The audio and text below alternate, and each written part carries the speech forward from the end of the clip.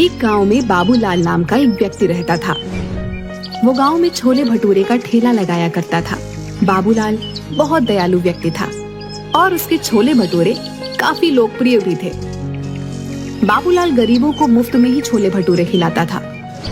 बाबूलाल की पत्नी निर्मला हर बार की तरह आज भी शाम को बाबूलाल से झगड़ा कर रही थी। अजी, मैं आपको समझा समझा कर तंग आ चुकी हूँ, लेकिन आप हो कि मेरी बात एक भी नहीं सुनते। आधे से ज्यादा तो छोले भटूरे तो आप मुफ्त में बांट देते हो। अगर ऐसा ही हाल रहा तो वो दिन दूर नहीं कि जब हमें कटोरा लेकर घर घर जाकर भीख मांगना पड़ेगा। मैंने तुमसे कितनी बार कहा है अनीता, रोज रोज मुझसे झगड़ा मत किया करो। तभी बाबूलाल के घर पर उसका दोस्त गज्जू अपनी पत्नी आशा के साथ आ गया। अरे बाबूलाल भाई, कैसे हो? सुना है कल मोहनलाल तुमसे बड़ी अकड़ में बात कर रहा था। बोल रहा था कि तुमने उसे 1 महीने से पैसे नहीं दिए। अगर कुछ दिनों में तुमने उसके पैसे नहीं चुकाए तो वो तुम्हारा ठेला भी जब्त कर लेगा और मारेगा अलग से। भाई साहब, आप तो इनके दोस्त हैं, आप ही क्यों नहीं समझाते इन्हें कुछ? मैं तो समझा समझा कर तंग आ चुकी हूँ। अरे भाभी, मैं इस बेवकूफ को कई बार समझा चुका हूँ, लेकिन इसके सर पर लोगों की मदद करने का भूत चढ़ा हुआ है। कहीं किसी दिन ऐसा ना हो जाए कि इसे मदद की जरूरत ना पड़ जाए। गज्जू की बात सुनकर उसकी पत्नी आशा हंसती हुई बोली, अरे वो सब छोड़ो, ये देखो निर्मला, मेरा सोने का हार कल ही इन्होंने सुनार से बनवा कर दिया है। ये तो बहुत महंगा वाला हार लगता है। अरे महंगा वाला क्यों नहीं होगा, पूरे 5 तोले का है। निर्मला आशा के हार को हाथ लगाकर देखने लगी। तभी अचानक आशा पीछे हट गई। बुरा मत मानना निर्मला, कल ही खरीदा है और तुम्हारे हाथ भी गंदे हैं। तुम्हारे हाथ लगाने से कहीं ये काला ना हो जाए। अच्छा, मैं तुम्हें यही हार दिखाने के लिए यहाँ पर आई थी। अब हम चलते हैं। आशा और गुज्जू वहाँ से चले गए और निर्मला गुस्से में सोने चली गई। अगले दिन बाबूलाल अपने छोले भटूरे का ठेला लेकर बाजार में चला गया।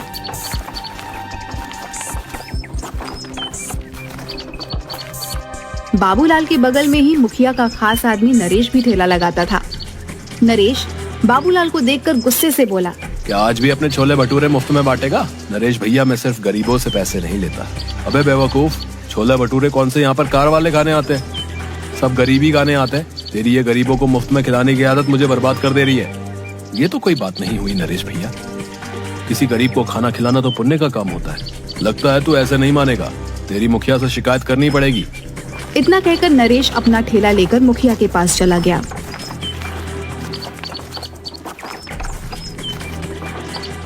नरेश को गुस्से में देखकर मुखिया बोला, क्या बात है नरेश, आज इतने गुस्से में क्यों है? मुखिया जी, वो बाबूलाल मेरे ही बगल में ठेला लगाकर लोगों को मुफ्त में खाना खिला देता है। अब आप ही बताओ, जब लोगों को मुफ्त में छोले भटूरे खाने को मिलेंगे तो भला मुझसे वो क्यों खरीदेंगे? मेरा बहुत नुकसान हो रहा है। नरेश की बात सुनकर मुखिया गहरी सोच में डूबकर बोला, तो चिंता मत कर, इसका उपाय है मेरे पास। इस बाबूलाल को गरीबों को खिलाने की बहुत आदत है ना। आज के बाद इसके पास इतने गरीब लोग आएंगे कि ये बाबूलाल उन्हें खिलाते खिलाते कंगाल हो जाएगा। मैं आपकी बात का मतलब नहीं समझा। अगर तू समझता होता तो तू मेरी जगह होता ना। बस तू निश्चिंत होकर यहाँ से चला जा। चल। नरेश वहाँ से चला गया। अगले दिन मुखिया ने अपने लोगों को इकट्ठा करके उनसे कहा, सुनो, तुम सबको मैंने यहाँ पर एक खास काम के लिए बुलाया है। आज से तुम लोग सब गरीब बनकर बाबूलाल के ठेले पर जाओगे और उसके छोले भटूरे खाकर आओगे। देखता हूँ ये बाबूलाल कब तक मुफ्त में छोले भटूरे खिलाएगा। अगले दिन मुखिया के सारे आदमी गरीब बनकर बाबूलाल के ठेले पर पहुंच गए और उस दिन उन सब ने किसी भी ग्राहक को आने का मौका नहीं दिया। उस दिन के बाद वो सब रोज भेस बदल कर आते और बाबूलाल के मुफ्त में छोले भटूरे खाते। कुछ ही दिनों बाद बाबूलाल कर्जे में आ गया और अब कर्जदार उसे परेशान और घेरने लगे। बाबूलाल परेशान होकर ठेला लगाकर खड़ा था कि तभी मुखिया के आदमी संजू और नरेश वहाँ पर आ गए। क्या बात है बाबूलाल, आज कैसे मुंह लटकाए हुए बैठा है? ऐसी कोई बात नहीं मुखिया जी, आज तेरे चेहरे पर वो चमक नहीं दिखाई दे रही। अरे चमक कहाँ से दिखाई देगी मुखिया जी?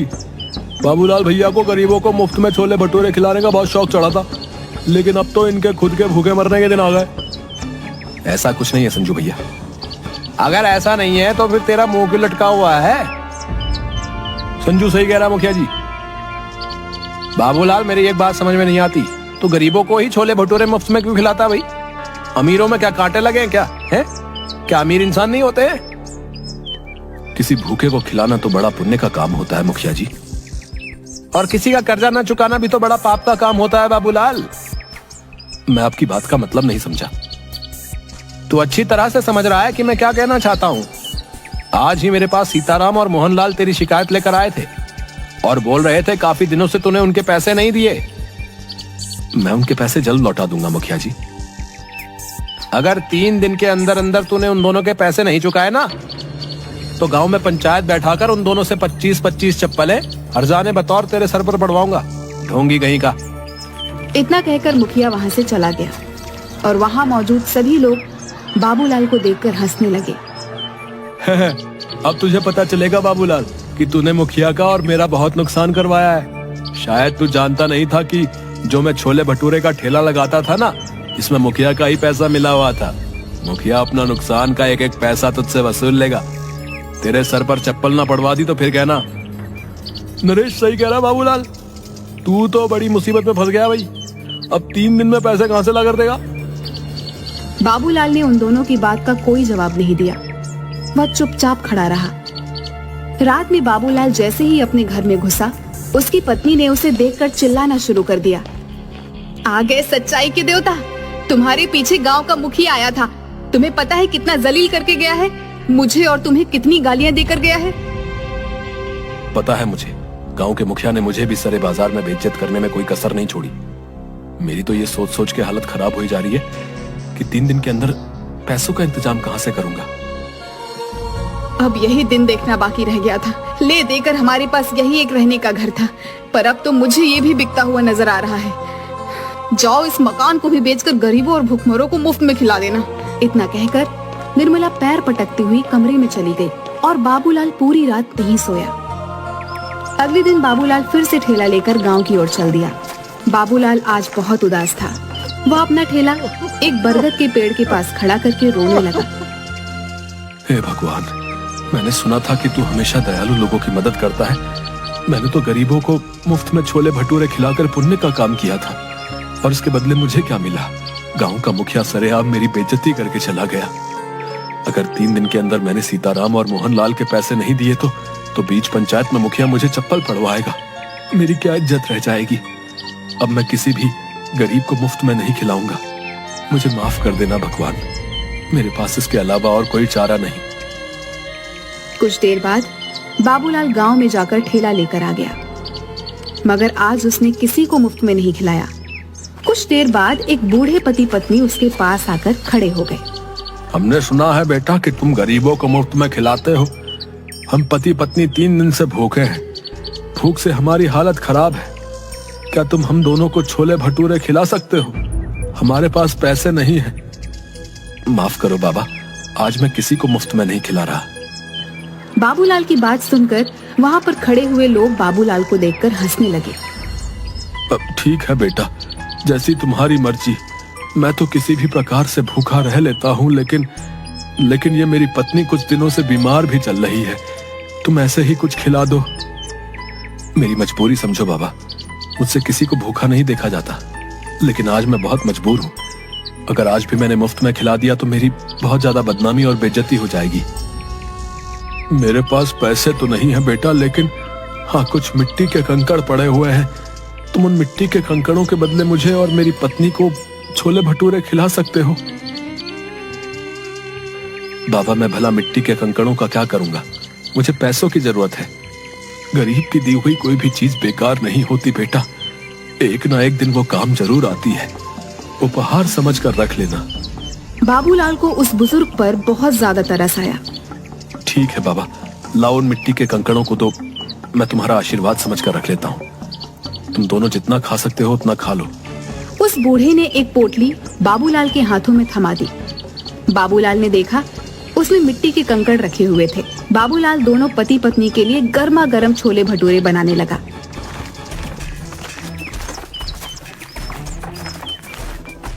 तभी वहां पर ठेला लगाकर खड़ा हुआ नरेश बाबूलाल से बोला, अरे इन मिट्टी के कंकड़ों से तू भला कैसे सीताराम और मोहनलाल का कर्जा चुकाएगा रे?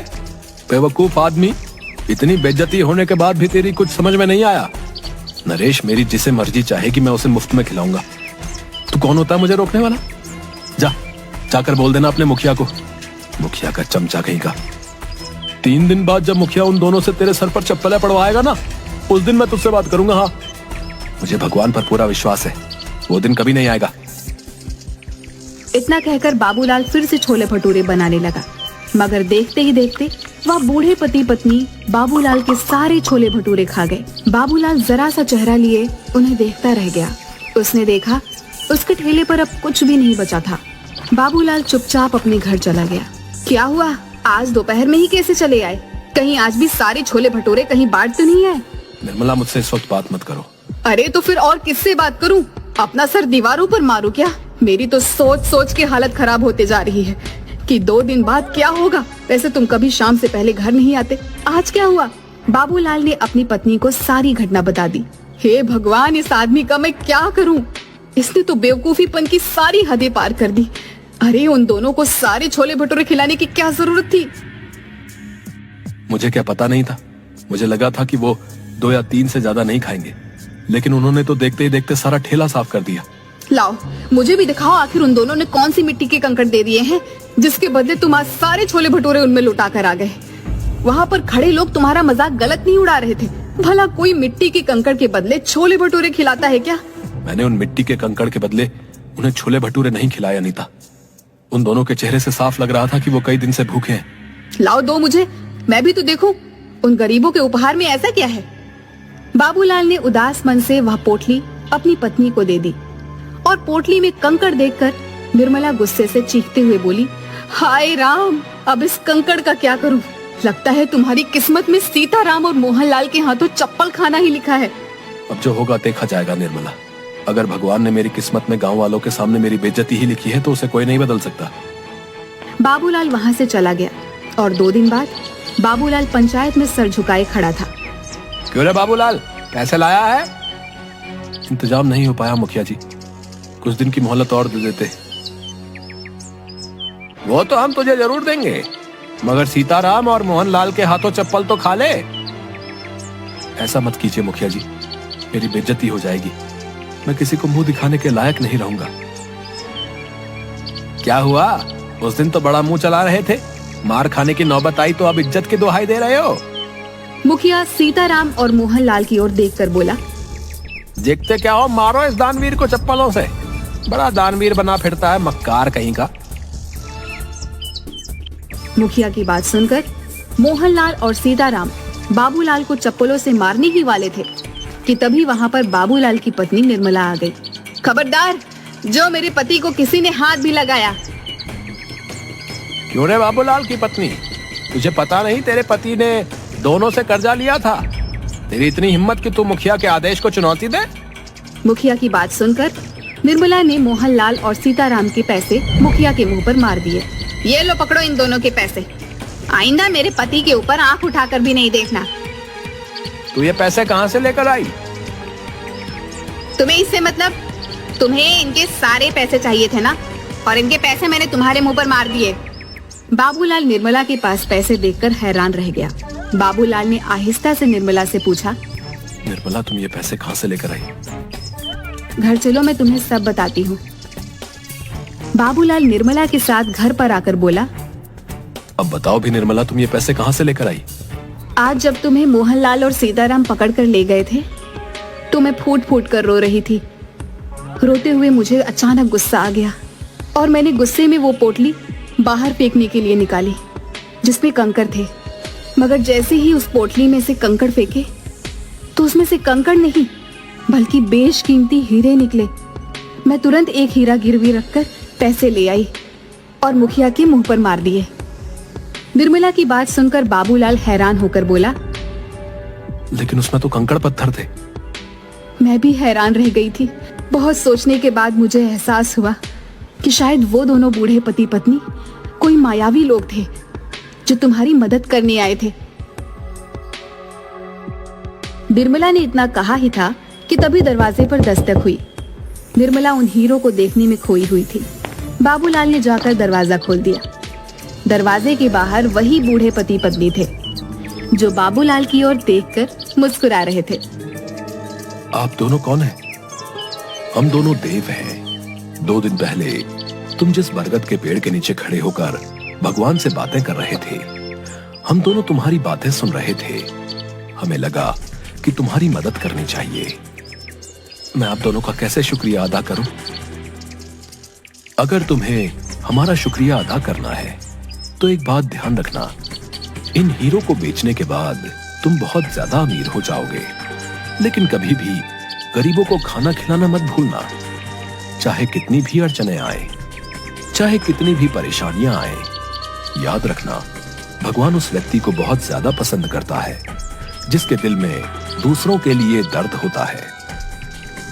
इतना कहकर वो दोनों बूढ़े पति पत्नी वहां से गायब हो गए। उस दिन के बाद बाबूलाल देखते ही देखते बेहद अमीर हो गया।